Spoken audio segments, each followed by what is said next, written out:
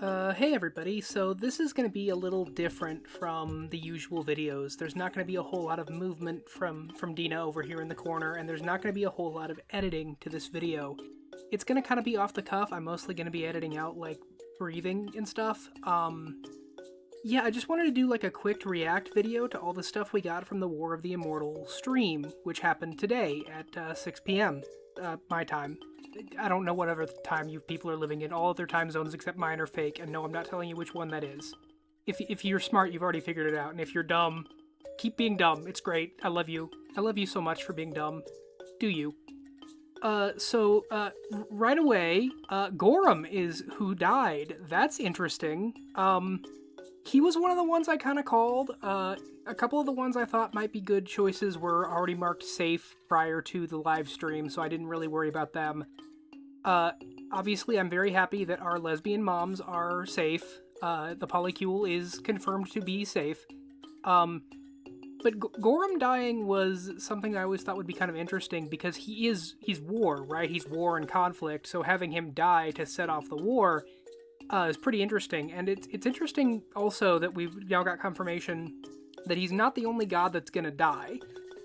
A lot of minor ones are still gonna also kick the bucket with this war, which I think is really, really interesting because it gives the sense that, you know, there's gonna be a big shakeup. And I do like how the meta event for the war itself is going to be this bigger, longer, ongoing thing. I mean, obviously content for me, right? But, I mean, by the time I get around to covering that, it'll be like a decade from now, because I'm doing this stuff in order outside of this one little react video. But yeah, it's really interesting. I did not expect Curtain Call to actively play into this. The next adventure path that's coming out after... I actually have the book for the current one that I just got. Wardens of the Wildwood is the current AP. That's going to be a 3-part AP, I think, and then it's going to be Curtain Call. And I did not expect Curtain Call to tie into War of the Immortals. I thought that was going to be the AP after that was where it would really start up. But based on the names, we're going to get something involving Norgorber, which will be pretty interesting. And then we've got just a whole bunch of really dangerous shit going down from all these gods coming down to the planet and being like, we win this war. We are the gods who will win. The War of the Immortals book specifically has the Horsemen of War on it, which, that's gonna be fun. I don't think she's who killed Gorham. I mean, maybe her and Norgorber maybe they worked something out. I don't know. But, yeah, it'll be interesting. I wonder, like, if she's also going to eventually die in it, because that'd be, like, kind of interesting to see. They confirmed one of, like, the Sarkoris gods also died, which is, you know, interesting. And that one of the gods in the Orc Pantheon basically kind of gets down into Rovagug's prison and gets, like, super mutant warped and comes out as this horrible, like, god abomination beast. We're also getting a new spawn of Rovagug. That'll be really interesting. But yeah, it was a really cool live stream. I do kind of think they drew it out maybe a little bit too much. Like, they've already drawn this out for a good, like, 10 weeks as it is, in addition to having drawn out, like, ever since the reveal. I think it was last Gen Con. Just the fact that, like, hey, one of the core 20 is gonna die. Who's it gonna be? Well, now we know it's Gorham.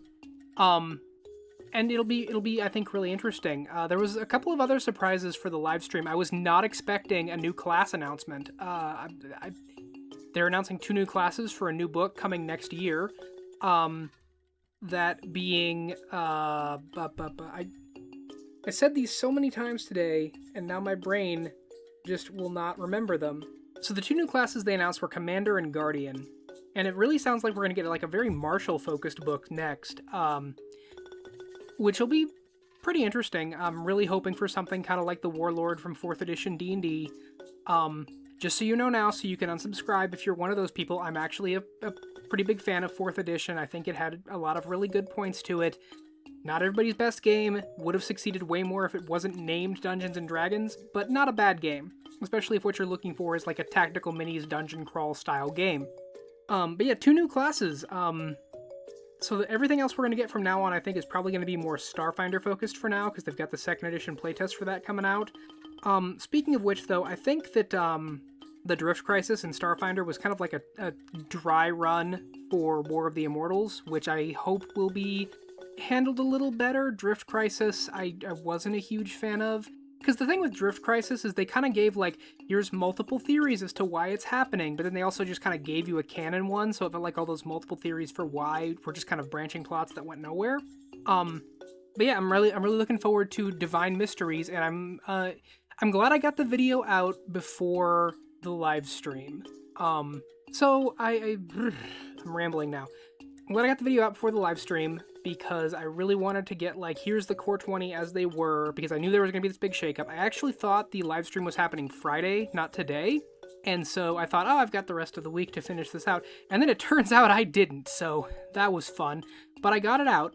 So yeah, now we're going to see where things go from here. I think I might, when the meta event really kicks off, I might try and start covering it, because I'm not going to be anywhere near close to it in the timeline if my video release schedule is proving to be what it is.